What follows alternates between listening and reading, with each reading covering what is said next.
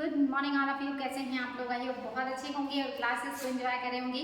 हम लोग डेली बहुत ही शानदार क्लास देख रहे हैं और आज आप लोगों का 6th क्लास का लास्ट चैप्टर है। उम्मीद है आप लोगों को 6th क्लास की एनसीईआरटी अच्छी लगी होगी और सारे चैप्टर से आप लोगों को कुछ नया कुछ अलग सीखने को मिला होगा। आज की क्लास में भी हम अपनी तरह से बहुत ही शानदार तरीके से आप लोगों को चीज़ों को उपस्थित है लेकर के देखते हैं आप लोगों को आज की क्लास कैसी लगती है और आप लोगों का कमेंट बॉक्स में क्या कमेंट आता है। तो चलिए देख लेते हैं आज की क्लास की। और आज आपका है इमारतें, चित्र तथा किताबें। आज आपको पढ़ना है इमारतों के बारे में, चित्र के बारे में और किताबों के बारे में। काफी महत्वपूर्ण चैप्टर है। देख लेते हैं क्या खास बातें हैं। यहाँ पे लौह स्तंभ के बारे में दिया है जो कि खास चीज नहीं है। हम लोग आगे बढ़ लेते हैं। कहना धातु विज्ञान। प्राचीन भारतीय धातु वैज्ञानिकों ने विश्व धातु विज्ञान के क्षेत्र में प्रमुख योगदान दिया है। पुरातत्वविद खुदाई ने यह दर्शाया है कि हड़प्पावासी कुशल शिल्पी थे और उन्हें तांबे के धातु कण की जानकारी थी। उन्होंने तांबे और टिन को मिलाकर कांसा भी बनाया था। जहां हड़प्पावासी कांस्य युग से जुड़े थे वहीं उनके उत्तराधिकारी लौह युग से संबद्ध थे। भारत अत्यंत विकसित किस्म के लोहे का निर्माण करता था। खोटा लोहा, पिटवा लोहा और ढलवा लोहा, ये 3 तरह के लोहे का जो निर्माण है ये भारत करता है और प्राचीन टाइम से करता है। तो आपके लिए महत्वपूर्ण है हमारे जो पूर्वज हैं यानी कि सिंधु घाटी सभ्यता के लोग, इन्होंने तांबा और टिन मिला करके कांसा बनाना शुरू कर दिया था। उसके बाद हमने बात करी वैदिक काल की, जहां हमारे पूर्वज लोहे से परिचित हो गए और 6ठी शताब्दी ईसा पूर्व आते आते लोहे का बड़े पैमाने पे औजार हथियार के रूप में यूज हुआ और हमारी अर्थव्यवस्था में काफी कुछ परिवर्तन देखने को मिला। अब हम लोगों ने देखा कि लोहे के भी हम लोग कई किस्म का निर्माण करना जान गए थे। इसी में से जुड़ा है एक आपका लौह स्तंभ। ये लौह स्तंभ आप देख रहे हैं कि कहाँ है? मेहरौली में है। मेहरौली दिल्ली, जिसको हम कुतुब मीनार का परिसर भी कहते हैं। इस लौह स्तंभ को ध्यान से देख लीजिए। ये ऐसा स्तंभ है जो हजारों साल भी आज इट इज बना हुआ है, यानी कि इस पर जंग नहीं लगा है। यानी कि हमारे पूर्वज ऐसा लोहा बनाना जानते थे जिसपे सदियों तक जंग नहीं लगता था और ये परंपरा लंबे समय तक चलती रही। आधुनिक भारत तक ऐसे लोहे का निर्माण होता था। जैसे आपने नाम सुना होगा टीपू सुल्तान का। टीपू सुल्तान के तलवार में आज तक जंग नहीं लगी है। वो आज भी ब्रिटेन के म्यूजियम में रखा हुआ है। पहले की हमारे जो जनजातियां हैं वो ऐसे लोहे का निर्माण करना चाहती थी कि वो ऐसा लोहा बना ले जिसपे कभी जंग ही ना लगे, लेकिन दुर्भाग्य हम वो सारी टेक्निक भूल चुके हैं क्योंकि अंग्रेजों के आने के बाद हमारे यहाँ के जो कुटीर उद्योग थे, जो हथकरघा उद्योग थे, वो सारे नष्ट हो गए थे और उसी के साथ हमारे बहुत सारे अमूल्य धरोहर, अमूल्य परंपराएं और अमूल्य ज्ञान भी विलुप्त हो चुका है। तो आज हम लोग आगे देख रहे हैं लोहे के बारे में। मेहरौली दिल्ली में कुतुब मीनार के परिसर में खड़ा यह लौह स्तंभ भारतीय शिल्पकारों की कुशलता का एक अद्भुत उदाहरण है। इसकी ऊंचाई 7.2 मीटर और वजन 3 टन से भी ज्यादा है। इसका निर्माण लगभग 1500 साल पहले हुआ। इसके बनने के समय की जानकारी हमें इस पर खुदे अभिलेख से मिलती है। ये कब बना है इस बारे में हमें जानकारी कैसे मिलता है? तो इस पर खुदे हुए अभिलेख से पता चलता है कि ये आज से कितने साल पहले बनाया गया था। आगे कह रहा है कि इस पर खुदे अभिलेख से मिलती है जानकारी। इसमें चंद्र नाम के शासक का जिक्र है जो संभवतः गुप्त वंश का मतलब राजा है। आश्चर्य की बात यह है कि इतने वर्षों के बाद इसमें जंग नहीं लगा है। और ये जो चंद्र नाम के शासक का जिक्र आता है ना, ये सब लोग कहते हैं कि गुप्त वंश के जो शासक हैं चंद्रगुप्त द्वितीय, ये जो चंद्र है ये माना जाता है कि ये चंद्रगुप्त द्वितीय हैं जिन्होंने लौह स्तंभ का निर्माण किया था। इतिहास में सिर्फ चंद्र नाम का उल्लेख मिलता है, इसीलिए इस पर थोड़ा सा डिस्प्यूट रहता है। तो ये चीज याद रखिएगा कि जो चंद्र नाम के राजा हैं इनको चंद्रगुप्त द्वितीय से कोरिलेट किया जाता है।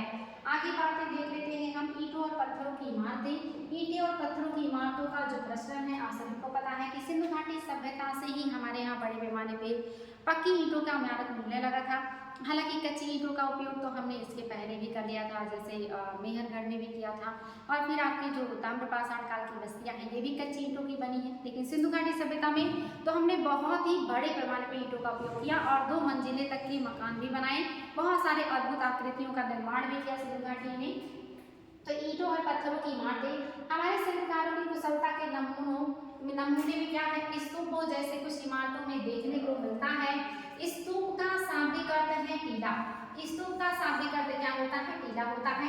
हालांकि स्तूप विभिन्न आकार के होते थे। स्तूप विभिन्न आकार के होते थे, कभी गोल या लंबे तो कभी बड़े या छोटे। कभी स्तूप आपको गोल भी देखने को मिलेंगे आपको लंबे भी देखने को मिलेंगे, कहीं छोटे आकार का मिलेगा और कहीं आपको बड़े आकार का स्तूप भी देखने को मिलेगा। उन सब में एक समानता है, प्राय सभी स्तूपों के भीतर एक छोटा डिब्बा रखा रहता है। सभी उसके मतलब स्तूपों के अंदर एक छोटा सा डब्बा रखा रहता है। इन डब्बों में कोई बुद्ध के यानी कि जो बुद्ध हैं या उनके अनुयायियों के शरीर के अवशेष जैसी चीजें रखी होती, जैसे दांत, नाखून, बाल, हड्डियां, ये रख करके स्तूप के अंदर ये धातु का डब्बा रख दिया जाता था। ये चीज याद रखिए, ये जो छोटा सा डब्बा है ना, ये धातु का बना होता था और धातु का बना होने की वजह से इसको धातु मंजूषा कहा जाता था। ये क्वेश्चन आया है कि धातु मंजूषा क्या है, तो याद रखिएगा धातु जो मंजूषा है ये आपका धातु का बना डब्बा है जिसमें बुद्ध या उनके अनुयायियों के शरीर के अवशेष रख करके उस डब्बे को अंदर रख करके उसके ऊपर स्तूप बना दिया जाता था।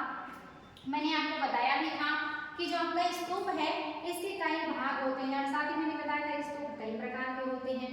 अगर आपको याद है तो बहुत अच्छी बात है, अगर याद नहीं है तो फटाफट मैं एक बार और बता दे रही हूँ कि स्तूप आपके 4 प्रकार के होते हैं। मैंने आपको बताया था, जिसमें से एक मैंने बताया था शारीरिक। शारीरिक का मतलब मैंने आपको बताया था कि इसमें बुद्ध या उनके अनुयायियों के शरीर के अवशेष रखे जाते थे।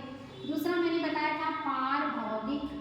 पारभौतिक में मैंने आप लोगों को बताया था कि इसमें जो उनके द्वारा उपयोग में लाई गई चीजें होती थी उसको रखा जाता था, जैसे खड़ाऊ, जैसे कमंडल, जैसे आसन, जो भी उनके द्वारा उपयोग में लाई गई वस्तुएं। जो कि साधु महात्मा के पास ज्यादा वस्तुएं तो होती नहीं, वो धन का संग्रह नहीं करते थे। मेनली कुछ महत्वपूर्ण चीजें जैसे उनके खड़ाऊ जो पैर में पहनते थे, जैसे कमंडल, जैसे भिक्षा पात्र, जैसे आसन जिस पे बैठ के वो ध्यान किया करते थे, तो ऐसी ही चीजें उनके पास थी। तो इन्हीं को रख करके अगर स्तूप बना दिया जाता था तो इसको पारभौतिक स्तूप कहते थे।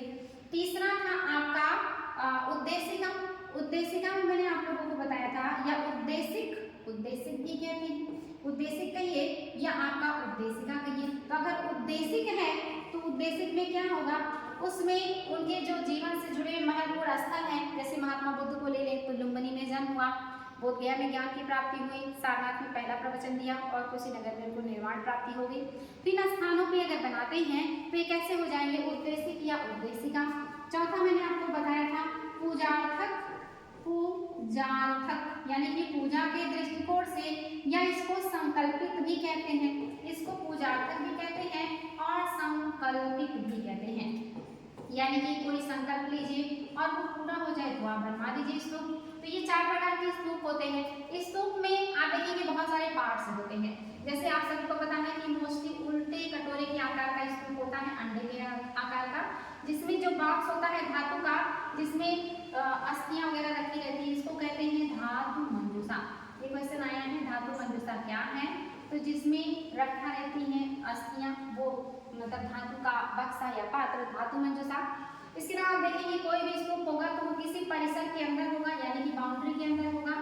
इस बाउंड्री को कहते थे इस यहाँ जैसे बाउंड्री है इसके चारों तरफ जो लगाते थे, मतलब जैसे लोग कहते हैं मंदिर के चारों तरफ राउंड राउंड को घूमते हैं, तो घूमने के लिए कोई रास्ता होता है, तो ये परिक्रमा जो पथ होता था इसको परिक्रमा पथ या प्रदक्षिणा पथ भी कहते थे। यानी कि चारों तरफ घूमने के लिए जो पथ होता था उसको प्रदक्षिणा पथ कहते थे। हम लोग परिक्रमा पथ कहते हैं, यहाँ पे प्रदक्षिणा पथ कहा जाता है। ये जो बना हुआ है चारों तरफ, इसको क्या कहते हैं, रेलिंग। रेलिंग कहते हैं, रेलिंग याद रखिएगा, रेलिंग कहते हैं। और आपको वेदिका भी देखने को मिलेगा, वेदिका, वेदिका कहते हैं। जैसे स्तूप है, स्तूप में जाने के लिए कोई दरवाजा भी होगा जहाँ से एंट्री करेंगे, तो जो दरवाजा होगा उसको क्या कहेंगे, इसको तोरण कहते हैं। कहीं कहीं आपको तोरण द्वार भी देखने को मिलेगा, तोरण कहें या तोरण द्वार करें, जहाँ से एंट्री करेंगे। ये चारों तरफ जो बाउंड्री है इसको वेदिका कहते हैं। उसके अंदर जहाँ पे हम परिक्रमा करते हैं उसको प्रदक्षिणा पथ कहते हैं। इसके ऊपर आप देखेंगे इस तरह से 3 मतलब जो संरचना बनी होती है इसको कहते हैं हर्मिका।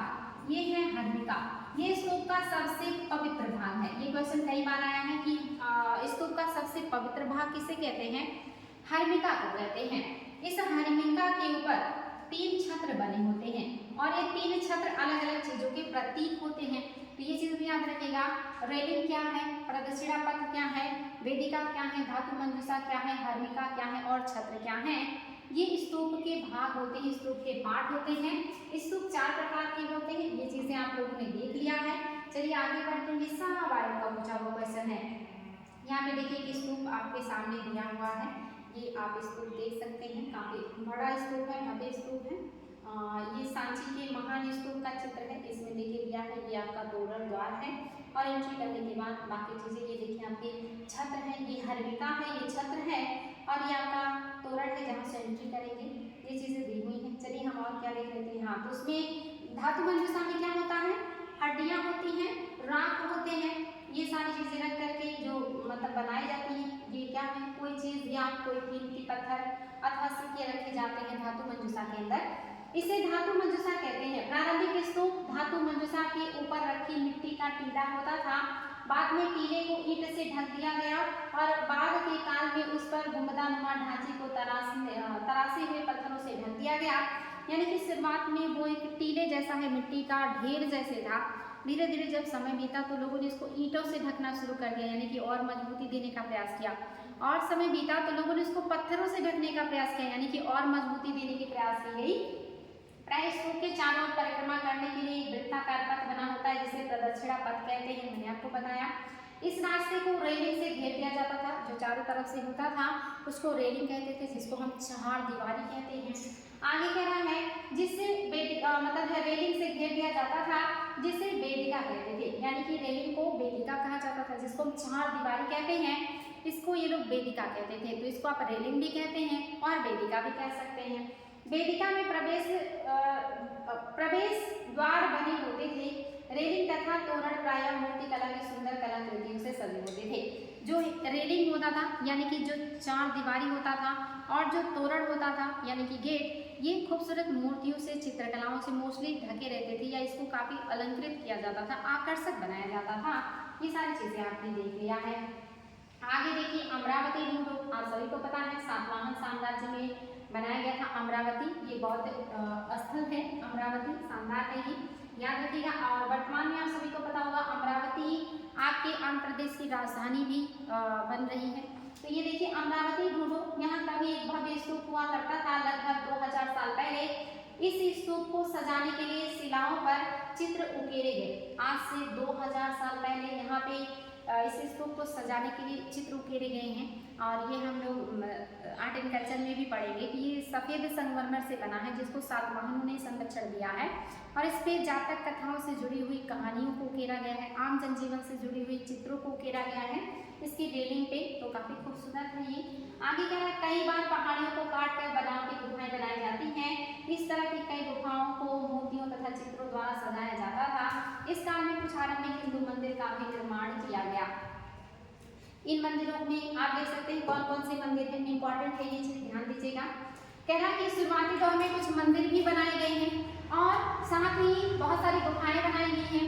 और इन गुफाओं में मैंने आपको बताया था अजंता गुफा के बारे में, अजंता गुफा और बाघ की गुफा, बाघ की गुफा और अजंता गुफा, ये दोनों गुफाएं किसने बनवाई हैं? गुप्तों ने बनवाई हैं, दोनों गुप्तों ने बनवाई हैं। हालांकि अजंता में वाकाटक भी हैं, वाकाटक शासक ने भी योगदान दिया है।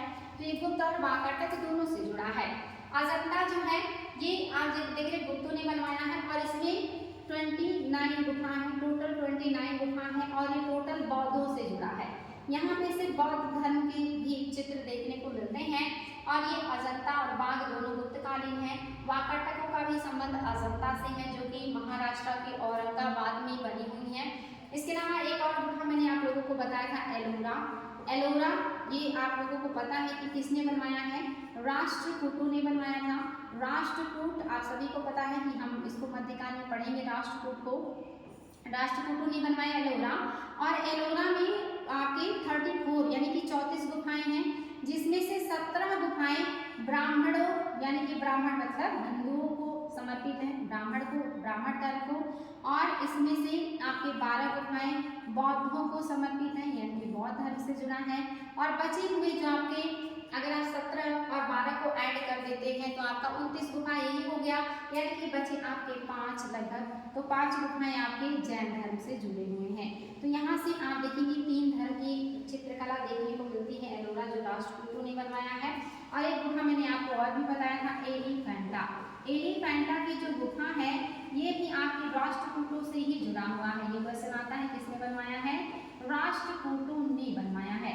और इसके अलावा कौन से धर्म से जुड़ा है, तो मोस्टली यहाँ शैव धर्म से ज्यादा चित्र मिले हुए हैं, शैव धर्म। लेकिन शैव धर्म के अलावा या शैव संप्रदाय के अलावा अगर थोड़े बहुत और मिले हैं तो वो जैन के मिले हैं।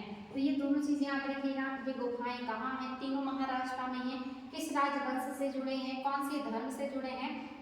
तो देखिए बौद्ध धर्म से क्या जुड़ा है, आपने देखा कि स्तूप और उसके बाद आपने देखा गुफाओं में चैत्य और विहार बनाए गए हैं। मैंने पहले ही बताया था चैत्य जो होते हैं पूजा गृह होते हैं, गुफा मंदिर होते हैं जहाँ पे पूजा करते हैं, और जो विहार होता है यहाँ पे आराम करते हैं, ध्यान करते हैं, साधना करते हैं, प्रवचन देते हैं। तो ये सारी चीज़ें जो बौद्धिस्ट हैं ये कहाँ करेंगे, बिहारों में करेंगे। सारी चीज़ें याद रखिएगा। आईएएस में क्वेश्चन है कि चैत्य और बिहार में क्या अंतर है, या कौन सा स्तूप कौन से राज्य में है, या कौन से स्तूप का निर्माण किसने किया था, या स्तूप का सबसे पवित्र भाग क्या है, या तोरण किसे कहते थे।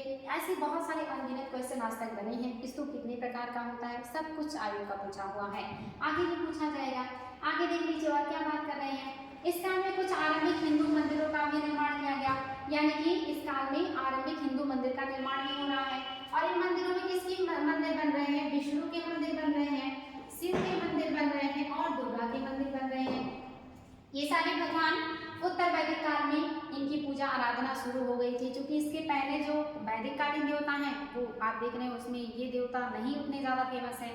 ये लोग बाद में, मतलब ये जो देवता हैं या जो भगवान हैं इनकी परिकल्पना बाद में हुई, ये बाद में सोसाइटी में आए हैं और बाद में लोगों ने इनकी पूजा अर्चना शुरू करी, इनके मंदिर बनाने शुरू किए।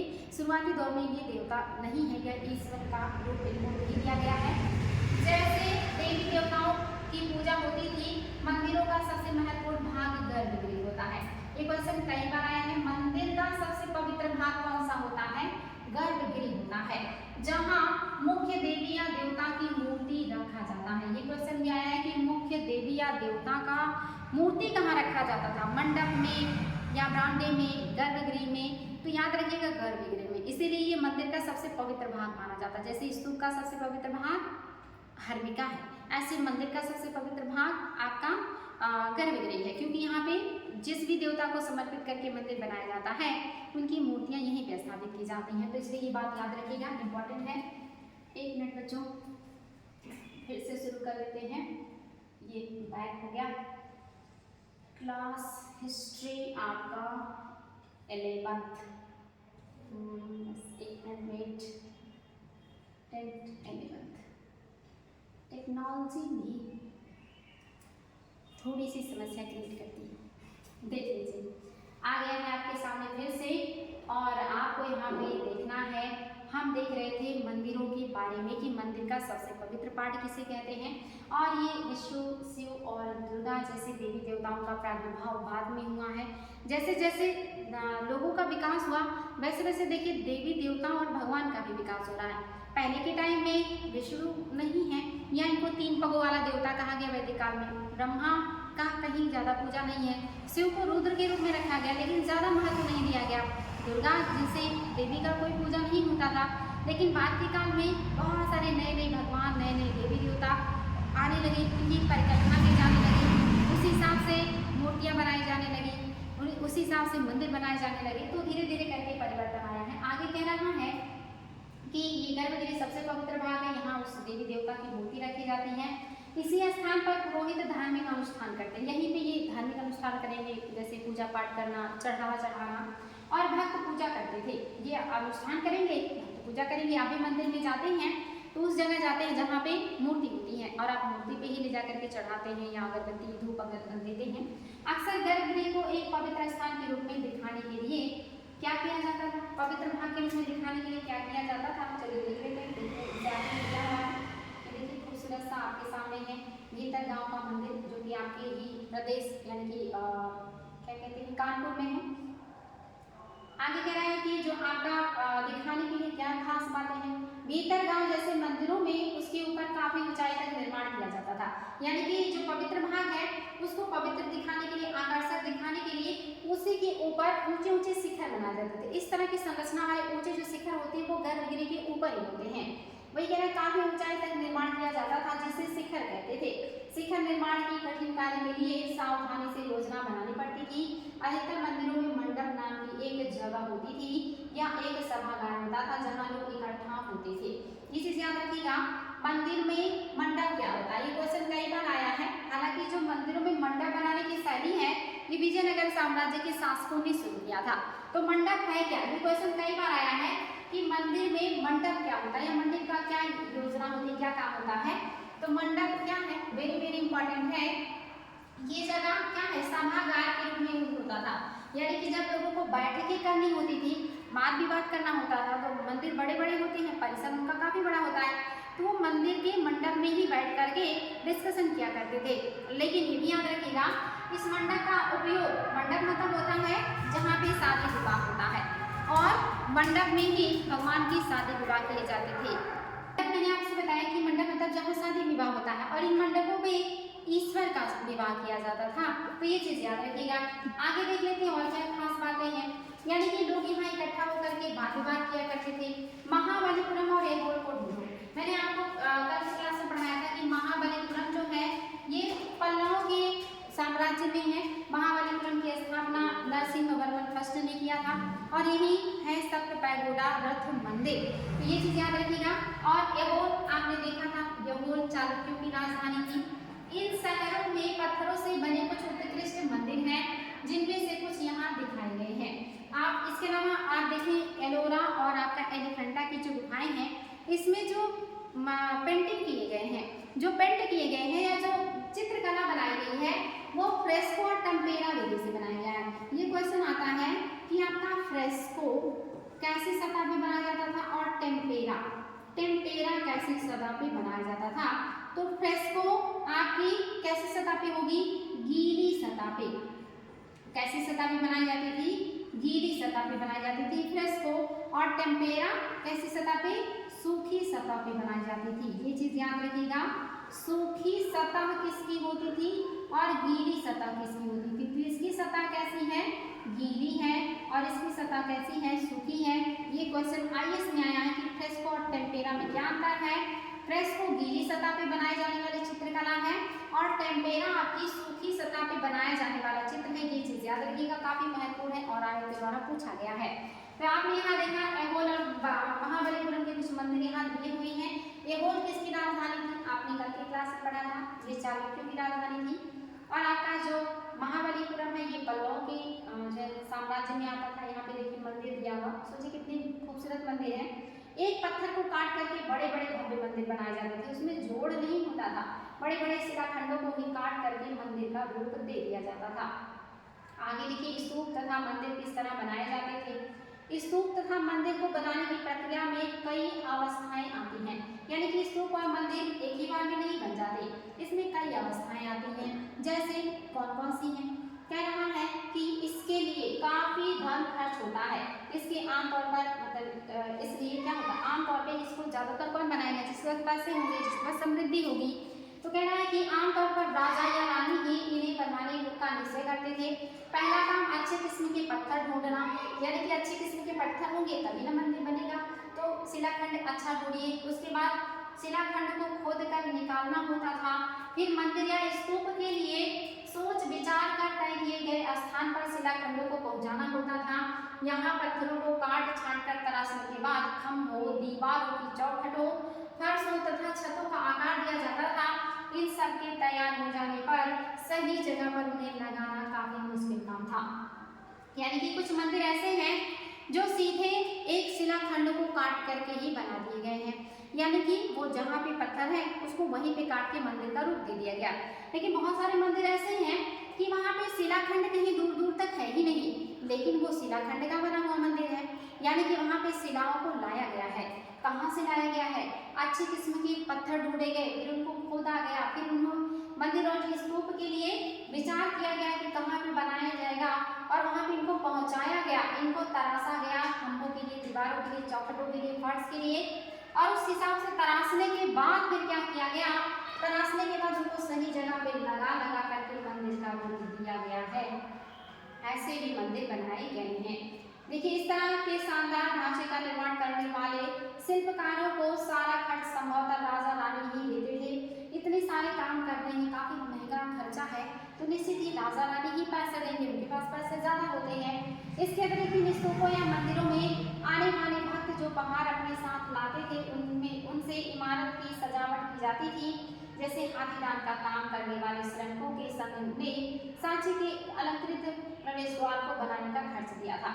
यानी कि इसके अलावा जो शिल्पकार हैं, साहूकार हैं, व्यापारी हैं, ये लोग कीमती वस्तुएं लाते थे जो मंदिर में सजाई जाती थी। आज भी देखिए साईनाथ का जो मंदिर है उसमें देखिए साईनाथ को बहुत सारे मुकुट और जो है सिंहासन, बहुत सारे हार, जेवरात, वस्त्र, कीमती चीज़ें, ये सब कौन देते हैं? ऐसे बड़े बड़े बिजनेसमैन, व्यापारी, साहूकार, ऐसे लोग मंदिरों में बहुत ज़्यादा चढ़ावा करते हैं, दान देते हैं, जिससे मंदिर को सजाया जाता है, भव्य बनाया जाता है। जैसे श्रमिकों के एक संघ ने क्या किया, हाथीदार का काम करने वाले श्रमिकों के एक संघ ने जो आपके सांची का द्वार है इसको काफी अलंकृत बनाया है। सांची की जो स्तूप है, इसका जो तोरण है, ये काफी अलंकृत बनाया गया है। इसकी सजावट के लिए पैसे देने वालों में व्यापारी, कृषक, माला बनाने वाले, इत्र बनाने वाले, लोहार, सुनार, ये सारे लोग शामिल हैं। सभी लोग दान करते हैं। गरीब से गरीब लोग भी मंदिर में अपने हैसियत के अकॉर्डिंग दान करते हैं, चढ़ावा करते हैं, और ये प्राचीन परंपरा हमारे यहाँ की।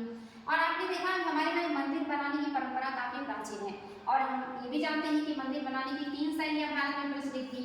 मंदिर बनाने की 3 शैलियाँ थी, आप सभी को पता है। उत्तर में क्या था? नागर था। नागर कहाँ है? नॉर्थ में है। बेसर कहाँ है? बीच में है। बेसर बीच में है, और दक्षिण में द्रविड़ है। द्रविड़ जो है ये कहाँ है? दक्षिण में है। याद रखिएगा, ये बहुत आसान है। ना से नॉर्थ, ना से नागर, बा से बीच, बा से बेसर, दा से दक्षिण और दा से द्रविड़। तो इस तरह से ये उत्तर का है, ये बीच का है, और ये दक्षिण की। मंदिर बनाने की शैलियाँ आईएएस में पूछा हुआ क्वेश्चन है, इतना सिंपल सा क्वेश्चन आईएएस में आया है। नागर, बेसर, द्रविड़ क्या है? मंदिर शैली है, मूर्ति शैली है, चित्रकला की शैली है, भवन निर्माण की शैली है। तो क्या है? मंदिर की शैली है। मूर्तिकला की आपकी पता है भारत में 3 शैलियाँ प्रचलित थी मूर्तिकला की भी। एक तो था आपका गांधार, जो कि उत्तर पश्चिम के क्षेत्र में था, कुषाणों के संरक्षण में हुआ, भारतीय यूनानी कला का मिश्रण है। दूसरा था आपका मथुरा, जो लाल बंगा पत्थर का था, मथुरा में ये भी कुषाणों के संरक्षण में हुआ। और तीसरा था आपका अमरावती, अमरावती मूर्तिकला। अमरावती को सातवाहनों ने संरक्षण दिया था, और ये आपके दक्षिण में था, संगमरमर का बनता था, ये नीले पत्थर का बनता था। ये उत्तर पूर्व में है, उत्तर पश्चिम में है, ये मथुरा में है, और ये दक्षिण में है। ये 3 आपकी मूर्ति बनाने की कला शैलियाँ हैं जो भारत में प्रचलित थी। याद रखिएगा, इंपॉर्टेंट पॉइंट है। चलिए आगे बढ़ लेते हैं और देखते हैं और क्या खास बातें हैं जो हमें जाननी है। बिल्कुल कॉमन सेंस की है बातें, आपकी एनसीईआरटी में बिल्कुल यथार्थ से जुड़ी हुई बातें की जाती हैं। आडंबर नहीं है, फालतू का दिखावा नहीं है, इसमें जो भी चीज़ें हैं वो सही हैं, और हम उसे वर्तमान से कोरिलेट करके बहुत आसानी से समझ सकते हैं, और बहुत आसानी से याद भी कर सकते हैं, जो कि काफ़ी सामान्य बातें करती है। करा है तथा ऐसे कई स्त्री पुरुष शामिल थे जिनके नाम खंभ, रेलिंग और दीवारों पर खुदे थे।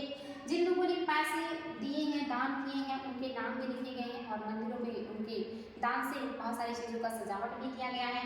इसलिए जब तुम इन स्थानों को देखने जाओ तो याद रखना कि कितने सारे लोगों ने इन्हें बनाने और सजाने में अपना योगदान दिया है।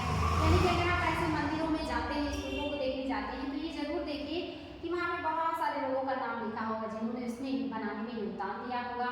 मानचित्र 7 में अजंता को ढूंढो। यह वह जगह है जहाँ के पहाड़ों पर सैकड़ों सालों के दौरान कई गुफाएं खोदी गई। इसमें से ज्यादातर बौद्ध भिक्षुओं के लिए बनाए गए विहार थे। इनमें से कुछ को चित्रों द्वारा सजाए गए हैं। यहाँ इनके द्वारा कुछ उदाहरण दिए गए हैं। गुफाओं के अंदर अंधेरा होने की वजह से अधिकांश चित्र मसालों के द्वारा बनाए गए हैं। ये चीजें अजंता के बारे में मैंने आपको बताया कि दूतों और वाकाटकों का योगदान है। 29 गुफा है और टोटल बौद्धों को समर्पित है, ये चीज़ याद रखिएगा। जिसमें से लगभग 25 से 26 विहार हैं और बचे हुए 4 आपके चाहते हैं, तो ये चीज़ याद रखिएगा।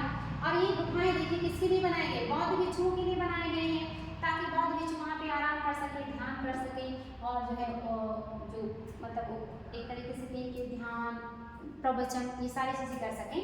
कह रहा है इनमें से कुछ चित्र द्वारा सजाया भी गया। इनकी दीवारों पर खूबसूरत पेंटिंग बनाई गई है, और वो पेंटिंग आज भी विद्यमान है, हजारों साल में वो समाप्त नहीं हुए हैं, ये अद्भुत बात है।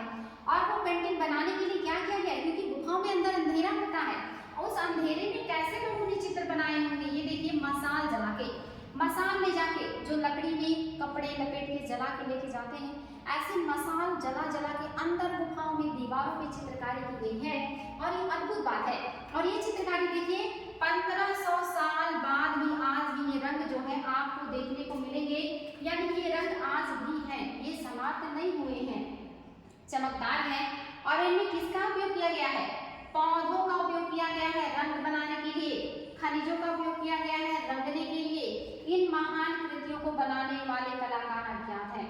इन अजंता एलोरा की गुफाओं में जो पेंटिंग भरे पड़े हैं वो हजारों साल पुरानी पेंटिंग, जिनकी खूबसूरती, जिनकी चमक आज भी विद्यमान है, उसको मसालों की सहायता से इतना अंदर जा जाके किसने बनाया ये कोई नहीं जानता। लेकिन उस कलर को जो भरा गया है वो पेड़ पौधों की पत्तियों के फूलों से और बाकी जगहों से कलर निकाल के भरे गए हैं। खनिजों का उपयोग भी किया गया है, इसलिए कलर आज तक फेड नहीं हुए। और ये फ्रेस्को और टेम्पेरा विधि के द्वारा बनाए गए बहुत ही वैज्ञानिक विधि है फ्रेस्को और टेम्पेरा, जिसका उपयोग करके उस समय के मानव ने पेंटिंग बनाई। सोचिए कितना बुद्धिमान मानव था उस समय का। देखिए पेंटिंग आपके सामने कितना खूबसूरत पेंटिंग किया गया है वहाँ की गुफा में। और अज्ञात लोगों ने बनाया मसाल लगा करके, मसाल ले करके, और देखिए फूल पत्ती और खनिजों से कलर किया गया है जो 1500 साल बाद भी चमक रहा है। फ्रेस्को टेम्पेरा विधि से बनी हुई ये चित्र अपने आप में अविस्मरणीय है। हमारे पूर्वज जब उनके पास इतनी टेक्नोलॉजी नहीं थी, इतनी सारी कृत्रिम चीज़ें नहीं थी, तब उन्होंने कितने बढ़िया साइंटिफिक तरीके से चीज़ों का निर्माण किया कि वो आज तक विद्यमान है। और हम जो बनाते हैं उसका कहते हैं कि कोई गारंटी नहीं है। आज के ज़माने में कलर की और बाकी चीज़ों की कोई गारंटी नहीं है, और वो लोग बिना गारंटी के ही ऐसी चीज़ें बनाते थे। देखिए पुस्तकों की दुनिया, अब बात कर लेते हैं पुस्तकों की। शानदार पॉइंट है, यहाँ से भी क्वेश्चन आया हुआ है, तो निश्चित तौर पे आप लोगों को ये चीज़ें जाननी चाहिए। चलिए देख लेते हैं पुस्तकों की दुनिया में क्या खास बातें हैं। पुस्तकों की दुनिया में आपको देखनी है कुछ खास किताबें, कुछ पुस्तकें, महाकाव्य, जहाँ से आय के द्वारा क्वेश्चन पूछे जाते हैं।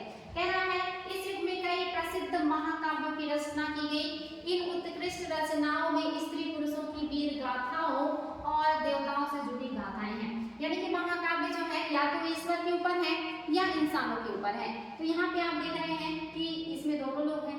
करीब 1800 साल पहले एक प्रसिद्ध तमिल महाकाव्य आप पढ़ चुके हैं, शिल्पाधिकारम। 3 तमिल महाकाव्य मैंने आप लोगों को बताया था, शिल्पाधिकारम बताया था, मणिमेखला बताया था और जीवन चिंतामणि। ये 3 महाकाव्य हैं आपके तमिल क्षेत्र के। एक महाकाव्य का नाम यहाँ दिया है शिल्पाधिकारम। इसकी रचना किसने किया है? इलंगो आदिगल ने किया है। अनगिनत बार आयोग के द्वारा पूछा गया है। इसने लिखा है, इसमें क्या है, कोवलम नामक एक व्यापारी की कहानी है और जो कुहार में रहता है। ये कहानी ध्यान से सुन लीजिए। कोवलन नामक एक व्यापारी की कहानी है आपके शिल्पाधिकारम में। जो कोवलन है ये इनकी पत्नी है जिनका नाम है कन्नगी। कन्नगी के साथ विवाह हुआ है इनका, उनके साथ ये रह रहे थे। व्यापारी है, धनी व्यापारी हैं, लेकिन धीरे धीरे करके एक गणिका यानी कि डांस करने वाली महिला के संपर्क में आते हैं और फिर धीरे धीरे क्या होता है, उनका झुकाव उस महिला की तरफ बढ़ने लगता है, जिसकी वजह से वो अपनी पत्नी को भूल जाते हैं या उनको इग्नोर करने लगते हैं। तो ये जो कोवलन है ये धीरे धीरे करके जब काफ़ी समय बीत जाता है और फिर इन्हें लगता है कि नहीं मैं अपनी पत्नी के साथ गलत कर रहा हूँ, तो वो जगह छोड़ करके अपनी पत्नी के साथ चले जाते हैं मदुरै नगर, जो पांड्यों की राजधानी थी, कि हम लोग नई जगह पे जाएंगे और अपने जीवन का नया शुरुआत करेंगे। और यहाँ से वो लौट मतलब जो है अपना नगर छोड़ के चले जाते हैं। तो पत्नी का देख लीजिए क्या है, पत्नी कन्नगी है और जो प्रेमिका है वो माधवी है, जो कि एक डांसर है, जिनके संपर्क में आने के बाद ये अपनी पत्नी को भूल गए। लेकिन बाद में वो क्या कन्नगी के साथ यहाँ से चले जाते हैं, यानी कि कुहार छोड़ देते हैं और मदुरै चले जाते हैं। पहले कुहार में रहते थे जहाँ माधवी के संपर्क में आने से अपनी पत्नी को इग्नोर किया, बाद में फिर पत्नी को साथ लिया और मदुरै चले गए, उन्होंने कुहार छोड़ दिया। ये पांड्य राज्य की राजधानी थी। लेकिन यहाँ पे इनके साथ एक दुर्घटना घटी। ये लोग अपने साथ ज़्यादा कुछ लेके नहीं गए। पत्नी के पास एक पाजेब था जो भी पैर में पहना जाता है, वो पाजेब काफ़ी खूबसूरत था। जो महाराज थे उनकी पत्नी के पास भी सेम वैसा ही पाजेब था। उनकी पत्नी के पाजेब का एक जोड़ा होता है 2 पैरों के लिए, तो एक पैर का खो गया था और वो किसी ने चोरी कर लिया था। राजा ने कहा कि वो पाजेब अगर कोई ढूंढ के देता है तो उसे इनाम दिया जाएगा और चोर को सजा दी जाएगी। कन्नगी के पास भी सेम वैसा ही पाजेब था और जब वो वहाँ मदुरै नगर पहुँची तो उन्होंने कहा कि आप मेरा एक पाजेब ले जा करके बेच करके कुछ पैसे ले आइए, जिससे हम लोग अपने जीवन की शुरुआत कर सकें। दुर्भाग्य से जब जो कोवलन है वो जब पाजेब को बेचने गए तो सुनार ने उस पाजेब को पहचान लिया कि ये महारानी का है और उसने महाराज को मतलब खबर कर दी। सैनिकों ने कोलन को गिरफ्तार कर लिया। महाराज ने बिना छानबीन के चोट समझ करके उनको फांसी की सजा दे दी और जो है कोलन को फांसी दे दी गई। इस बात की पता जब कन्नगी को चली तो वो अपना दूसरा पाजेब लेकर के रोते विलाप करते हुए दरबार में पहुंची और जब राजा ने देखा कि कन्नगी का ही वो पाजेब है जो कि उसके पास एक जोड़ा पहले से ही मतलब एक पहले से और उसका जोड़ा साथ में है, तो उन्हें अपनी गलती का एहसास हुआ और उन्होंने आत्महत्या कर ली। लेकिन कन्नगी बहुत नाराज हुई और उन्होंने श्राप दिया कि मथुरा नगर जो है वो जल जाएगा और ऐसा माना जाता है कि कन्नगी के श्राप से मथुरा नगर जल गया, यानी कि पतन हो गया, समाप्त हो गया, बर्बाद हो गया। उसके बाद से वहाँ पे कन्नगी पूजा शुरू हो गई, यानी कि उनको देवी मान लिया गया। तो ये चीज़ देखिए कहानी से समझ में आया होगा। पांड्य राजा के दरबारी जौहरी ने कोलन पर चोरी का झूठा आरोप लगाया, जिस पर राजा ने उसे प्राणदंड दे दिया। कन्नगी जो अभी भी उससे प्रेम करती थी, यानी कि अपने पति से प्रेम करती थी, इस अन्याय के कारण दुखी और रोष से भर गई, उसने मधुरै शहर का विनाश कर डाला। ये कहानी किसकी है? शिल्पाधिकारम की है और ये वर्णन शिल्पाधिकारम से लिया गया है, जो कि मैं नहीं पढ़ने वाली हूँ, इसको छोड़ दीजिए, खास नहीं है। एक और तमिल महाकाव्य मणिमेखलय आपने देखा था। दूसरा जो तमिल महाकाव्य है ये है आपका मणिमेखलय। मणिमेखलय क्या है? ये उसका दूसरा पार्ट है, जैसे बाहुबली फर्स्ट, बाहुबली सेकंड, यानी कि एक में उनके पिता और बाहुबली जो है वो और उनकी पत्नी की कहानी है, दूसरे में उनसे उत्पन्न संतान की कहानी है। सेम वैसे ही आपका है ये मणिमेखलय, इसको आप शिल्पाधिकारम सेकंड भी कह सकते हैं। ये दूसरा महाकाव्य है। इसमें क्या कहानी है? कोलन जिस महिला से प्रेम करने लगे थे, जो डांस करने वाली महिला थी माधवी, उनसे एक बेटी हुई थी, यानी कि माधवी और कोलन की एक पुत्री हुई थी जिसका नाम था मणिमेखलय। काफ़ी खूबसूरत थी, तो एक उनसे राजकुमार विवाह करना चाहता था, लेकिन उन्होंने जो है अपनी माँ की स्थिति देखने के बाद कि किस तरह से जो है उनके साथ रहने के बाद उनके पिता ने उनको छोड़ दिया, उनका मोह भंग हो गया था और इसलिए मणिमेखलय ने उस राजकुमार की शादी के प्रस्ताव को ठुकरा दिया था, जिससे राजकुमार को काफ़ी आहत पहुंचा था और ये बहुत भिक्षुड़ी बन गई थी। तो उन्हीं की कहानी है इसमें। कह रहा है कि एक और तमिल महाकाव्य मणिमेखलय करीब 1400 साल पहले सत्यनारायण, ये क्वेश्चन आता है कि लिखा किसने है इसको? शीतलय सत्यनारायण द्वारा लिखा गया। इसमें कोलन और माधवी की बेटी की कहानी है। ये रचनाएं कई सदियों पहले ही खो गई थी। इसकी पांडुलिपियां दोबारा लगभग 100 साल पहले मिली। अन्य लेखक जैसे कालिदास, कालिदास के बारे में आपने सुना ही होगा। इन्होंने संस्कृत में बहुत सारे नाटक लिखे हैं, जिसमें से आप सभी को पता है पहला जो इनका जो सबसे महत्वपूर्ण है वो है अभिज्ञान शाकुंतलम। अभिज्ञान शाकुंतलम, याद रखिएगा, शाकुंतलम, ये इनका सबसे फेमस नाटक है बच्चों। दूसरा जो है इसमें आप सभी को पता होगा दुष्यंत और शकुंतला की कहानी है। दूसरा है मालविकाग्निमित्रम,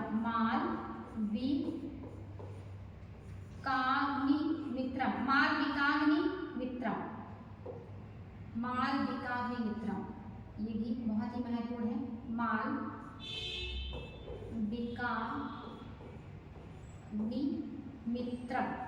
जिसमें मालविका और अग्निमित्र की जो है प्रेम कहानी है। मालविका और अग्निमित्र की प्रेम कथा है। तीसरा जो इनका नाटक है, ये तो पहला हो गया, ये दूसरा हो गया, और तीसरा जो इनका नाटक है वो है विक्रमोर्वशीयम। विक्रमोर्वशीयम में विक्रमादित्य और उर्वशी की प्रेम कथा है। ये 3 नाटक हैं कालिदास के, काफी शानदार है, कई बार आयोग के द्वारा पूछा गया है। इन्होंने, ये तो इनके नाटक हो गए, ये नोट करके रखिएगा आप लोग, ये इनके नाटक हैं, याद रखिएगा। इसके बाद इन्होंने 2 महाकाव्य भी लिखे हैं। 2 महाकाव्य भी इन्होंने लिखा है। एक तो है कुमार संभवम, कुमार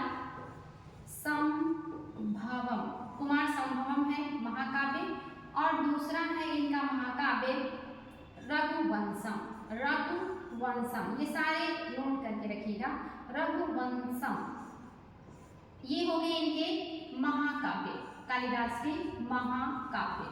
अब हम लोग देख लेते हैं इनका खंड काव्य है। खंड काव्य भी 2 है। खंड काव्य याद रखिएगा क्या है?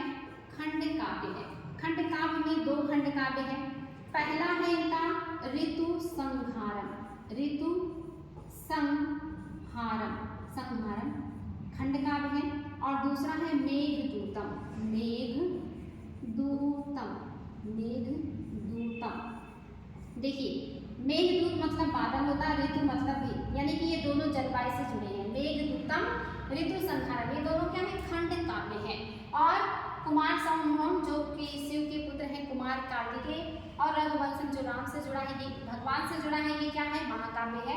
और ये जो है आम लोगों का है तो नाटक है। ऐसे ट्रिक से याद करेंगे तो आसान हो जाएगा। ये दोनों देखिए ऋतु से जुड़ा है, ऋतु है और मेघ है। बादल का संबंध ऋतु से है, ऋतु का संबंध बादल से, खंड काव्य है। ये दोनों भगवान हैं, रघुवंशम में राम है, कुमार संभव में कार्तिकेय है, ये महाकाव्य है। और ये तीनों जो है राजा और उनकी प्रेमिकाओं की कहानियां हैं, इसलिए नाटक है। तो ये रचनाएं आप लोगों के लिए इतना महत्वपूर्ण है, आप लोग किसी भी एग्जाम में तैयारी कर रहे होंगे आपको ये क्वेश्चन जरूर देखने को मिले होंगे। और अगर आप अभी नए हैं तो आगे मिलेंगे, इसलिए बहुत ही शानदार तरीके से इसको पढ़ते रहिएगा। यहाँ पे देखिए मेघदूतम का एक श्लोक दिया हुआ है कि किस तरह से मतलब जो है मेघ आते हैं, बादल आते हैं, किस तरह से जलवा मतलब परिवर्तन होता है। पुरानी कहानियों का संकलन तथा संरक्षण, चलिए देख लेते हैं पुरानी कहानियों का संकलन और संरक्षण। ये भी महत्वपूर्ण पॉइंट है। आपके हर स्लाइड में आए हुए आयोग के जितने क्वेश्चन हैं वो मैं सब आपके सामने रख रही हूँ।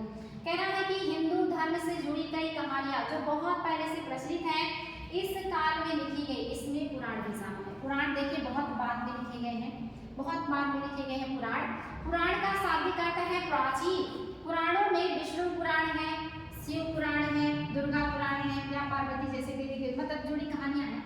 शिव पुराण भी विष्णु पुराण नाम से है, जिसमें भी देवी देवताओं की कहानियां हैं आगे, और इसमें देवी देवताओं की पूजा के विधि विधान भी दिए हैं। इसके अतिरिक्त इसमें संसार की सृष्टि और राजाओं के बारे में कहानियां भी हैं, राजाओं के बारे में भी कहानियां। एक क्वेश्चन आता है कि वायु पुराण से किसके बारे में पता चलता है, तो वायु पुराण से कौन से वंश के बारे में पता चलता है, ये आयोग ने पूछा है कि आपका वायु पुराण से कौन से वंश के बारे में पता चलता है, तो वायु पुराण से पता चलता है गुप्त वंश के बारे में। आयोग का पूछा हुआ है बच्चों, नोट करिएगा। विष्णु पुराण से कौन से वंश के बारे में पता चलता है, तो विष्णु पुराण से याद रखिएगा किसके बारे में पता चलेगा, ये पता चलता है मौर्य के बारे में। मौर्य के बारे में विष्णु पुराण से पता चलता है। मत्स्य पुराण पूछे, मत्स्य पुराण से किसके बारे में पता चलता है, तो मत्स्य पुराण से पता चलता है शुंग वंश के बारे में और सातवाहन, शुंग और सातवाहन वंश के बारे में पता चलता है। याद रखिएगा ये मत्स्य पुराण है। इसमें सबसे प्राचीन पुराण कौन सा है, ये भी आयोग पूछता है। सबसे प्राचीन पुराण आपका मत्स्य पुराण है, जिससे शुंग और सातवाहन वंश की पता चलती है जानकारी। ये सारे आयोग के पूछे हुए क्वेश्चन है। देखिए पुराण पुरानी कहानियां हैं, इसमें भगवान की कहानियां भी हैं, मानव की भी है, राजाओं का वर्णन भी है। अधिकतर पुराण सरल संस्कृत श्लोक में लिखे गए हैं, यानी कि इसको आसानी से पढ़ा और समझा जा सकता है, जिससे सब उन्हें सुन और समझ सके। स्त्री तथा शूद्र जिन्हें वेद पढ़ने की अनुमति नहीं थी वे भी इसे सुन सकते थे, यानी कि स्त्रियों को और शूद्रों को वेद पढ़ने और सुनने का अधिकार नहीं था।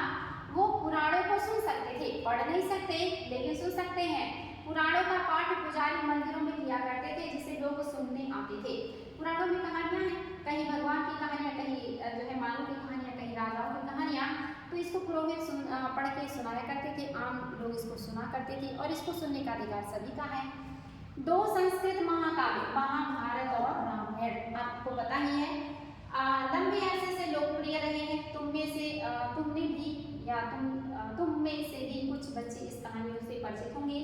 आप सभी को पता है महाभारत और रामायण, सभी को पता है। यहाँ से देखिए कैसे कैसे क्वेश्चन आते हैं। महाभारत में शुरुआत में 8800 श्लोक थे, और तब इसको क्या कहा जाता था, महाभारत में शुरू में 8800 श्लोक हैं, तब इसे कहा जाता था जय संहिता। ये क्वेश्चन भी आया है कि जय संहिता किसे कहा जाता था, तो जय संहिता महाभारत का शुरुआती नाम है। और जय संहिता कब कहा जाता था, जब इसमें 8800 श्लोक थे। इसके बाद जो बढ़े तो हो गया 24000 श्लोक। जब 24000 श्लोक हो गया तो महाभारत को क्या कहा जाने लगा, भारत, तब ये हो गया भारत। ये भी आया है कि भारत कब कहा गया। उसके बाद इसमें सीधे कितने हो गए, 1,00,000 श्लोक, 1,00,000 श्लोक हो गए, और उसके बाद ये कहलाया महाभारत, महाभारत कहलाया, या इसको कहेंगे सतसहस्त्री संहिता, इसको सतसहस्री संहिता भी कहते हैं। याद रखिएगा, इसका ये नाम भी है। आयोग ने पूछा है कि सतसहस्त्री संहिता किसे कहते हैं। ये सब महाभारत के नाम है। रामायण की बात कर ले तो रामायण में पहले 6000 श्लोक थे, 6000 श्लोक थे, और बाद में इसमें कितने हो गए, 12000 श्लोक हो गए, और आगे चल के यानी कि वर्तमान में इसमें 24000 श्लोक हैं। 3 बार दोनों में देखिए बढ़ोतरी हुई है।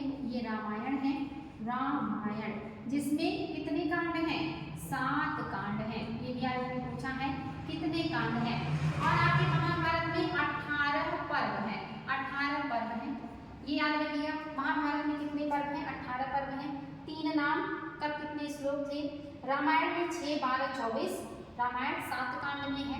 कभी कभी कांड भी पूछ लेता है, लेकिन वो हम आगे पढ़ेंगे कि क्या कितने कांड हैं, कौन कौन से कांड, जिसमें से देखेंगे अयोध्या कांड, बाल कांड, इसके बाद आप देखेंगे कि वन प्रस्थान वाला है, फिर किष्किंधा कांड है, फिर रावण विजय वाला है, श्रीलंका विजय, और फिर आपका सुंदर कांड आता है। ये सब आते हैं। आगे देखिए, और पांड्यों के बीच युद्ध की कहानियां हैं। इस युद्ध का उद्देश्य पूर्व वंश की राजधानी हस्तिनापुर की गद्दी प्राप्त करना था। यह कहानी तो बहुत ही पुरानी है, पर आज इसे हम जिस रूप में जानते हैं वह करीब 1500 साल पहले लिखी गई। यानी कि इसमें पांडवों के बीच जो युद्ध हुए हैं वही महाभारत में उल्लेख मिलता है। 5 पांडव कौरवों के बीच युद्ध की बात की जाती है, जो आज से 1500 साल पहले लिखी गई है। माना जाता है कि पुराण और महाभारत दोनों को ही व्यास ने लिखा है। आप सभी को पता होगा कि वेद व्यास जो है, माना जाता है कि वेद व्यास ने ही पुराण भी लिखे हैं और महाभारत भी लिखे हैं। आगे कह रहा है कि महाभारत में ही भगवत गीता भी है। महाभारत का ही एक पर्व है भगवत गीता, जिसके बारे में तुम अध्याय 9 में तुमने पढ़ा होगा। रामायण कह रहा है कि कौशल राजकुमार, कौशल राज्य के राजकुमार हैं जिनका नाम है राम। कौशल की राजधानी आपने देखा था श्रावस्ती और साकेत, 2 राजधानियां थी, वही के राजकुमार है राम। इनके बारे में है, इनके पिता ने उन्हें वनवास दे दिया था। वन में उनकी पत्नी सीता का लंका के राजा ने अपहरण कर लिया। वापस पाने के लिए राम को रावण से युद्ध करना पड़ा था।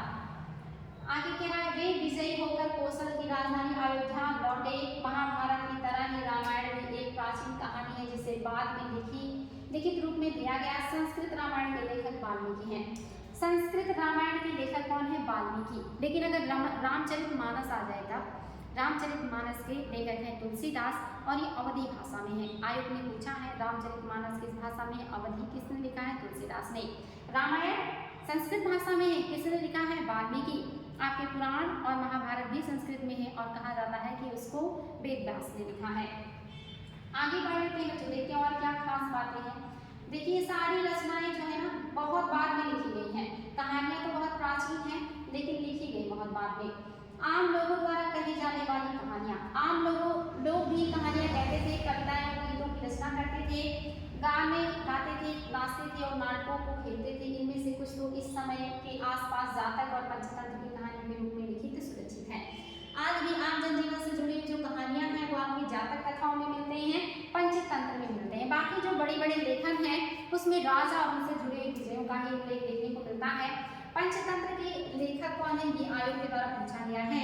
इसके लेखक का नाम है विष्णु शर्मा। आप सभी को इनके बारे में पता होगा, विष्णु शर्मा, क्योंकि कई बार आयोग ने इसको पूछा है। क्या नाम है इनका, विष्णु शर्मा। हो सकता है ना समझ में आ रहा हो, ये पेन थोड़ा चलाने से एक्स्ट्रा ही चीजें लिखा जाती हैं। विष्णु शर्मा, मैं थोड़ा सा स्पष्ट लिख दे रही हूँ। विष्णु शर्मा इसके लेखक हैं। याद रखिएगा सबसे ज्यादा भाषाओं में इसका अनुवाद हुआ है। ये आयोग ने पूछा है कि सबसे ज्यादा भाषाओं में किसका अनुवाद हुआ है, पंचतंत्र का हुआ है। सबसे ज्यादा भाषा में अनुवाद हुआ है और लगभग कितनी भाषा में, लगभग 40 भाषा में। याद रखिएगा लगभग 40 भाषा में सबसे ज्यादा भाषा में अनुवाद हुआ है आपके पंचतंत्र का, जो विष्णु शर्मा ने लिखा है। और याद रखिएगा इसमें आम लोगों के बारे में ज्यादातर देखने को मिलता है। आम लोगों से जुड़ी हुई कहानियां हैं, आम लोगों से जुड़ी हुई कहानियां, याद रखिएगा ये इंपॉर्टेंट पॉइंट है। बाकी जगहों पे इनकी कहानियां नहीं उतनी देखने को मिलती हैं, तो ये आपके लिए इंपॉर्टेंट पॉइंट है। आगे बढ़ते हैं और देखिए और क्या बात है। जातक कथा, सभी को पता है कि जातक कथाएं भी कई बार पूछा गया है। ये 500 कहानियां हैं। किसकी? बुद्ध के पूर्व जन्मों की। महात्मा बुद्ध के पूर्व जन्म जो पहले के जन्म हैं उनके बारे में कहानियां हैं, 500 कहानियां हैं। ये क्वेश्चन कई बार आया है। जातक क्या है? महात्मा बुद्ध के पूर्व जन्मों की कहानियां हम लगभग 500 कहानियां हैं। चलिए आगे देख लेते हैं। ये जो जातक कथाएं हैं अक्सर स्तूपों की रेलिंग तथा अजंता के चित्र में दर्शाई गई हैं। याद रखिएगा, जातक कथाएं अजंता के मतलब जो है गुफा में भी है और स्तूपों की रेलिंग में भी है। बंदर राजा की कहानी, ये कहानी थोड़ी इंटरेस्टिंग है, इमोशनल है, इसलिए मैं इसको जरूर सुनाऊंगी आप लोगों को। ये कहानी देख लीजिए, ये जातक कथा की कहानी है। इसी तरह की कहानियां जातक कथा में होती हैं। एक समय बंदरों का एक महान राजा हुआ। वह हिमालय पर गंगा के किनारे अपने 80,000 अनुयायियों के साथ रहता था। इन सारे बंदरों को एक खास आम के पेड़ के फल बहुत प्रिय थे। ये आम बड़े मीठे होते थे। इतने स्वादिष्ट आम धरातल पर नहीं उगते थे, यानी कि ऐसा विचित्र आम इतना स्वादिष्ट जैसा दुनिया में कहीं ना हो, ऐसा ही एक आम का पेड़ जिसके फल ये बंदर खाते हैं। हिमालय के क्षेत्र में निवास करते और इनका एक राजा है जो काफी महान है। एक दिन एक पका हुआ आम गंगा नदी में गिरकर बहते बहते वाराणसी पहुंच गया। उस वक्त नदी में वहां का राजा नहा रहा था। उसे वह आम मिला, उससे चखकर वह हैरान हो गया। उसने अपने राज्य के जंगलों की देखभाल करने वालों से पूछा कि क्या वे इस आम के पेड़ को ढूंढ सकते हैं या नहीं। वे राजा को हिमालय की पहाड़ी पर ले गए। वहां पहुंचकर राजा उसके दरबारियों ने खूब आम खाए। रात में राजा ने देखा कि बंदर भी पके आम का मजा ले रहे हैं। राजा को यह बात बुरी लगी और उसने उन्हें मार डालने का फैसला किया। बंदरों के राजा ने अपनी प्रजा को बचाने के लिए एक योजना बनाई। उसने आम के पेड़ की टहनियों को तोड़कर उन्हें आपस में बांधकर नदी पर एक पुल बनाया। इसके एक छोर को वह तब तक पकड़े रहा जब तक उसकी सारी प्रजा ने नदी को पार न कर दिया। पर इस प्रयास से वह इतना थक गया कि मरणासन होकर गिर पड़ा। राजा ने जब यह सब देखा तो उसने बंदर राजा को बचाने की काफी कोशिश की, पर वह सफल न हुआ। बंदर राजा की मृत्यु पर उसे शोक हुआ और राजा ने उसे पूरा सम्मान दिया। यानी कि ये देखिए, ये मध्य भारत में भरूच के स्तूप पर ये पत्थर पर उगी हुई ये चित्र है और इसी से कहानी निकल करके सामने आई है, बंदर राजा की कहानी, जो कि पके पेड़ में देखिए इस तरह से दिया हुआ है। खूबसूरत सी कहानी है जो कि जातक कथा से दी गई है और इसको देख करके कहानी बनता है, जो काफी कहानी खूबसूरत थी। यहाँ पे देखिए अपने कर्तव्यों का निर्वाह जानवर भी करते हैं। आगे देखिए विज्ञान की पुस्तकें। आगे बढ़ते हैं और देखते हैं शानदार चीजें। आपको इनके बारे में भी पता होना चाहिए। विज्ञान की पुस्तकें, ज्ञान विज्ञान में तो हम प्राचीन काल से बहुत आगे थे। इसी समय गणितज्ञ और खगोल शास्त्री आर्यभट्ट क्या है? ये गणितज्ञ भी है और खगोल शास्त्री भी है। ये संस्कृत में कौन सी पुस्तक लिखी है? आर्यभट्टियम। ये पहली पुस्तक है जिसके आर्यभट्ट ने अपना नाम लिखा है, नामक पुस्तक लिखी। इसमें उन्होंने लिखा कि दिन और रात पृथ्वी की अपनी धुरी पर चक्कर काटने की वजह से होता है। ये देखिए सबसे पहली बार दुनिया में घोषणा करने वाले हैं आर्यभट्ट, जिन्होंने कहा कि पृथ्वी अपनी धुरी पर चक्कर लगाता है, घूर्णन करता है, इसी वजह से दिन और रात होते हैं। और इन्होंने ही पहली बार कहा कि पृथ्वी सूर्य का चक्कर लगाती है, यानी कि परिक्रमा करती है। आगे कह रहा है जबकि लगता है कि रोज सूर्य निकलता है और डूबता है। उन्होंने ग्रहण के बारे में भी एक वैज्ञानिक तर्क दिया। उन्होंने वृत्त की परिधि को मापने की विधि भी ढूंढी थी। वृत्त को कैसे मापते हैं ये मापने की विधि भी ढूंढ निकाली थी, जो लगभग उतनी ही सही है जितनी आज प्रयोग होने वाली विधि। बनाहमीर लिख लीजिए, ये भी है। और आपके ब्रह्मगुप्त और भास्कराचार्य ये सारे लोग क्या है? गणितज्ञ भी हैं और खगोल वेत्ता भी हैं, जिसमें से भास्कराचार्य के बारे में पूछना। इन्होंने एक पुस्तक लिखी है लीलावती। लीलावती जो है ये पुस्तक गणित पर है और गणित में कौन सी? अंक गणित का है। अंक गणित का पुस्तक है आपका लीलावती। ये क्वेश्चन आया हुआ है कि लीलावती किसकी पुस्तक है? नाटक है या आत्मकथा है या कुछ और? तो नाम से लगेगा कि नाटक या कहानी होगी, लेकिन ये नाटक या कहानी नहीं है, अंक गणित की पुस्तक है। किसने लिखा है? भास्कराचार्य ने लिखा। कहीं कहीं भास्कर सेकंड भी मिलेगा, तो उससे मत घबराइएगा। भास्कर सेकंड पूछिए, भास्कराचार्य को पूछिए। इनकी पुस्तक है लीलावती, अंक गणित पर आधारित है। ये सारे लोग क्या है? खगोल शास्त्री भी हैं और गणितज्ञ भी हैं। याद रखिएगा, गणितज्ञ भी हैं और खगोल शास्त्री भी हैं। और आपके गणितज्ञ और खगोल शास्त्री आर्यभट्ट भी हैं। आर्यभट्ट, बराहमीर, ब्रह्मगुप्त और भास्कराचार्य, ये सारे फेमस प्रश्नावलियां इनके बारे में याद रखिएगा, जिसमें से आर्यभट्ट आप सभी को पता होगा चंद्रगुप्त द्वितीय के दरबार में रहे हैं। शून्य भी देख लीजिए, शून्य का आविष्कार इंडियन ने किया है, ये बात याद रखिए, ये हमारे मतलब जो गौरव की बात है। शून्य अंकों का प्रयोग पहले से होता रहा था, अंक पहले ही उपयोग में लाए जाते थे, शून्य नहीं, पर अब भारत के गणितज्ञों ने शून्य के लिए एक नए चिन्ह का आविष्कार किया। गिनती की पद्धति अरबों द्वारा अपनाई गई। गिनती की जो पद्धति थी ये भारतीयों से पहले अरबों को मिली, अरबों ने अपनाया, आगे कह रहा है कि अपनाई और तब यूरोप में भी फैल गई, अरबों से यूरोप में पहुंच गया। आज भी यह पूरी दुनिया में प्रयोग किया जाता है, आज भी शून्य हमारी ही देन है, यानी कि अगर शून्य ना हो तो आप बहुत ज़्यादा गिनती नहीं कर सकते, एक सीमा के बाद आपकी गिनती रुक जाएगी। यानी कि लोगों को गिनना किसने सिखाया है? भारतीयों ने सिखाया है, भारतीयों की देन है शून्य, दशमलव सब हमारी ही देन है। चिकित्सा में देखिए, आयुर्वेद चिकित्सा विज्ञान की एक विख्यात पद्धति है जो प्राचीन भारत में विकसित हुई।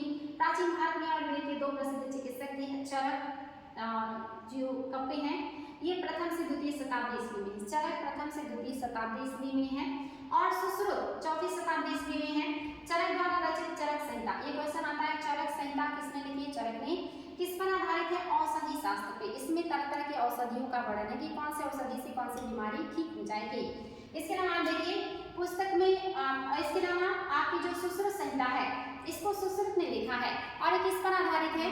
शल्य चिकित्सा पर आधारित है। सुश्रुत संहिता किस पर आधारित है? शल्य चिकित्सा। शल्य चिकित्सा मतलब ऑपरेशन, मोतियाबिंद का ऑपरेशन, गठिया का ऑपरेशन, ये सभी ऑपरेशन के बारे में इन्होंने अपनी सुश्रुत संहिता में लिखा है। ये आपने दो चिकित्सकों के नाम सुने, एक आपने सुना होगा जीवक, जो कि किसके दरबार में रहते थे? जीवक। आपने देखा होगा बिंदुसार का नाम सुना होगा, जिन्होंने चंद्रप्रद्युत की पीलिया की बीमारी को ठीक करने के लिए भेजा था जीवक को। और आपने एक और भी नाम आज ही सुना है, धन्वंतरी, जो कि चंद्रगुप्त सेकंड के दरबार में, वो भी अपने आप में काफी बड़े विशेषज्ञ हैं। ये सबसे प्राचीन आपके आयुर्वेदाचार्य हैं, जिसमें से आपके सुश्रुत, शल्य चिकित्सा, ऑपरेशन में काफी निपुण है। और आपके जो चिकित्सक हैं जिनका नाम है आपके चरक, ये औषधि शास्त्र से जुड़े हुए हैं, इन्होंने बहुत सारी औषधियों का आविष्कार किया है। आप देख लीजिए अन्यत्र बाकी इंडिया के बाहर क्या हो रही थी। कागज आज हमारे रोजमर्रा की जिंदगी का हिस्सा बन गया है, जो किताबें हम पढ़ते हैं वे कागज पर छपी होती हैं, उसी तरह लिखने के लिए भी हम कागज का उपयोग करते हैं। कागज का आविष्कार करीब 1900 साल पहले लून नाम के व्यक्ति ने किया था। ये आपकी वर्ल्ड हिस्ट्री का पार्ट दिया हुआ है, जिसमें आपने देखा है कि चाइना के व्यक्ति ने कागज का आविष्कार किया, चाइना ने कागज का आविष्कार किया है। किसने किया? 1900 साल पहले लून नाम के व्यक्ति ने चीन में किया है। उसने पौधों के रेशों, कपड़ों और रस्सियों और पेड़ के छालों को पीट कर रोटी बनाकर उसे पानी में भिगो दिया और फिर उसने कागज बनाया। देखिए शुरुआत में कागज कैसे बनना है, चाइना के व्यक्ति ने किया है, नाम क्या है? लून, याद रखिएगा लून नाम है। और इन्होंने कैसे बनाया है कागज? तो इन्होंने कागज बनाया है पेड़ के रेशे से, कपड़ों से, रस्सियों से। पेड़ के रेशे हैं, कपड़े हैं, रस्सियां हैं और पेड़ के छाल हैं, इनको पीट कर लुगदी बनाया, फिर पानी में भिगो दिया। उसके बाद उस लुगदी को दबा करके उसने क्या बनाया है? उसको निचोड़ दिया, निचोड़ने के बाद सुखाया, सुखाने के बाद कागज बना दिया।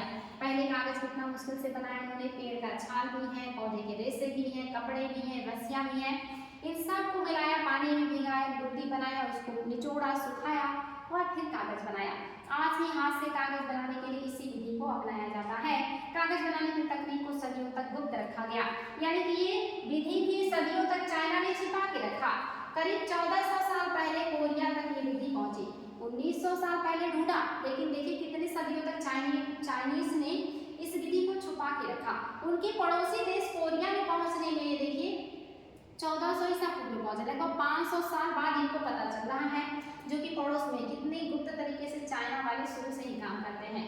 और हमारे यहाँ कुछ होता नहीं उसके पहले हम लोग शोर मचाना शुरू कर देते हैं, और वहाँ पे इतने बड़े बड़े आविष्कार हो जाने के बाद कई 100 सालों तक लोगों को कुछ पता ही नहीं चलता। इसके तुरंत बाद यह जापान तक पहुंचा, उसके बाद कोरिया के पड़ोस जापान में पहुंचा। करीब 1800 साल पहले यह बगदाद में पहुंची, फिर बगदाद से यह यूरोप, अफ्रीका और एशिया के अन्य भागों में फैली। इस महाद्वीप में भी कागज की जानकारी बगदाद से ही आई है, यानी कि हमारे यहाँ जो जानकारी आई है कहाँ से आई? बगदाद से आई है। और वो भी देखिए बहुत बाद में, यानी कि एंशिएंट काल में हम कागज से परिचित नहीं थे, मध्यकालीन भारत में जाके हम कागज से परिचित हुए, जबकि हमारे जो मतलब पड़ोसी हैं चीन वाले, ये लोगों ने बहुत पहले इसका आविष्कार कर लिया था। उपयोगी शब्द दिया है जो आज आपने क्लास में पढ़ा है, अब देखिए आपको आज की क्लास के क्वेश्चन को सॉल्व करना है। आप बहुत आसानी से सॉल्व कर सकते हैं क्योंकि आपने इसको बहुत ही आसान तरीके से पढ़ा है। चलिए देख लेते हैं आप लोगों की क्या स्थिति है, क्या आप लोग इसे सॉल्व कर सकते हैं। और मेरे बच्चों को तो अब ये सॉल्व करने में जरा सा भी समय नहीं लगना चाहिए। तो देखिए क्या नाम है स्तूप। स्तूप किससे जुड़ा हुआ है? स्तूप का मतलब क्या है? आपके सामने देखिए ऑप्शन दिए हुए हैं। स्तूप का मतलब क्या होता है? टीला, जिसे बाद में ईंट से ढका गया, उसके बाद पत्थरों से। शिखर क्या है? यानी कि जहाँ भी देवी देवताओं की मूर्तियां रखी जाती थी, गर्भगृह के ऊपर जो बनाए जाते थे उसको क्या कहते थे? शिखर कहते थे। मंडप क्या है? मंडप जहाँ पे लोग इकट्ठा होते थे, सभा करते थे और यहाँ देवी देवताओं की शादी भी की जाती थी। और गर्भगृह क्या है? अच्छा, यहाँ पे जो शिखर है ये यहाँ से मैच होगा। गर्भगृह देवी देवताओं की मूर्तियां जहाँ स्थापित की जाती थी उसको कहते थे। आपका जो ये शिखर है ये क्या है? ये गर्भगृह के ऊपर बनता था। शिखर गर्भगृह के ऊपर लंबाई में निर्माण किया जाता था उसको पवित्र दिखाने के लिए। गर्भगृह में देवी देवताओं की मूर्तियां होती थी। स्तूप टीला होता था। तो और आपका प्रदक्षिणा पथ, स्तूप के चारों ओर वृत्ताकार मार्ग, वृत्ताकार मार्ग को क्या कहते थे? प्रदक्षिणा पथ कहते थे। स्तूप टीले को कहते थे शिखर। जो आपका मंदिर होता है ना उसके ऊपर जो इस तरह से संरचना बनी होती वही आपका है। और मंडप पता ही है, सारी चीजें खाली जगह को भरना है। एक बड़े गणतज्ञ थे, कौन थे? सबसे पहले आपने किसको पढ़ा है? आर्यभट्ट को। आर्यभट्ट क्या है? एक बड़े गणितज्ञ है। याद रखिएगा क्या है? एक बड़े गणितज्ञ है। हालांकि खगोल शास्त्री भी है। उन्होंने ही बताया कि पृथ्वी के दिन रात क्यों होता है। में देवी देवताओं की कहानियां मिलती हैं। पुराणों में देवी देवताओं की कहानियां हैं, राजाओं की कहानी है। तो यहाँ पुराण भरेंगे। को संस्कृत रामायण का लेखक माना जाता है। संस्कृत रामायण का लेखक वाल्मीकि को माना जाता है। रामचरितमानस का लेखक तुलसीदास को माना जाता है। अवधि में लिखा है। दो तमिल महाकाव्य हैं, शिल्पाधिकारम और मणिमेखलय। शिल्पाधिकारम, मणिमेखलय, इसके अलावा जीवन चिंतामणि भी है। 3 आपके तमिल महाकाव्य हैं, याद रखिएगा। आज हमने जिनका नाम पढ़ा है वो शिल्पाधिकारम और आपके मणिमेखलय है, आपको पता ही है। आपने इसकी कहानियां भी जान ली। अब बारी आई आपकी लॉन्ग क्वेश्चन का। इसको आपको पढ़ना है और इसका उत्तर बहुत शानदार तरीके से आप लोगों को कमेंट बॉक्स में लिखना है, क्योंकि मैंने आप लोगों को बहुत शानदार तरीके से सारी बातों को बताया है। अगर आपने बात को सीरियसली लिया है और आप नोट बनाते हैं, क्वेश्चन का आंसर राइटिंग कमेंट बॉक्स में करते हैं और साथ ही फीडबैक देते हैं तो पता चलेगा कि क्लास अच्छी लग रही है। आप लोग पढ़ने वाले बच्चे हैं, जागरूक प्राणी हैं, तो जो भी क्लास पढ़े, मेरा ही नहीं किसी भी टीचर का जिसका भी क्लास देखे उसमें फीडबैक आप लोग जरूर दें। अपनी राय अपनी बातें जरूर रखें। आपको क्लास कैसी लगी, टीचर्स को भी पता चले कि बच्चों को क्लास अच्छी लग रही है, नहीं लग रही है। कोई समस्या, कोई समाधान, किसी भी तरह की कोई असुविधा आप लोग लिखें जरूर। लिखने से पता चलता है कि हमारे बच्चों को क्या फील हो रहा है, समझ में आ रहा है कि नहीं आ रहा है, कोई दिक्कत या परेशानी। तो ये सारे आपके सामने क्वेश्चन हैं जिनका आप लोगों को प्रैक्टिस करना है। आप लोग शॉर्ट स्क्रीन ले सकते हैं और इसका उत्तर आप लोग कमेंट बॉक्स में जरूर लिखिएगा। आप लोगों के कमेंट बॉक्स में क्वेश्चन के उत्तर का हमें इंतजार रहता है। तो उम्मीद करेंगे कि क्लास अच्छी लगी होगी। नेक्स्ट डे हम न्यू चैप्टर के साथ मिलेंगे और ऐसे शानदार तरीके से पढ़ेंगे, और वो भी न्यू चैप्टर क्यों कहें, हम कक्षा 7 में मिलेंगे। आप लोग कक्षा 7 में जाने वाले हैं और हम अब क्लास 7 में जा रहे हैं और क्लास 7 में जो भी चीज़ें हैं उसको भी ऐसे ही पढ़ेंगे। तो मेहनत करते रहिए। नेक्स्ट डे मिलते हैं न्यू क्लास में। Thank you so much.